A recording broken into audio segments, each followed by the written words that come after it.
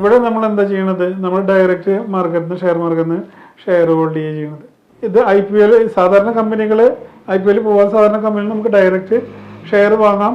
അത് അത്രയും നമുക്ക് ഉറപ്പുള്ള കമ്പനികളാണ്, അത്രയും പ്രോഫിറ്റ് ജനറേറ്റ് ചെയ്യുന്ന 100% ഉറപ്പുള്ള കമ്പനികൾ അങ്ങനെ ചെയ്യാണ് ബെറ്റർ.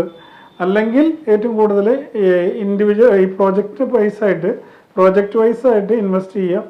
ഇൻവെസ്റ്റ് ചെയ്ത് കഴിഞ്ഞാൽ അത് പ്രോജക്റ്റിന് കംപ്ലീഷൻ ടൈം ഉണ്ടാവും. അത് കഴിഞ്ഞ് അതിൻ്റെ പ്രോഫിറ്റ് വാങ്ങുക. പിന്നെ അടുത്തതിന് ആ പ്രോഫിറ്റിൻ്റെ മാർജിനും ഒക്കെ അനുസരിച്ചിട്ട് നമുക്ക് അടുത്ത പ്രോജക്റ്റിൽ വീണ്ടും ഇൻവെസ്റ്റ് ചെയ്യാനുള്ള അവസരങ്ങൾ കിട്ടും. അങ്ങനെയും ചെയ്യാം. ഒരു കാര്യം ഞാൻ പറയാം, ഏറ്റവും കൂടുതൽ ഗ്രോത്ത് ഫെസിലിറ്റി ഉള്ള ഒരു മേഖലയാണ് റിയൽ എസ്റ്റേറ്റ്.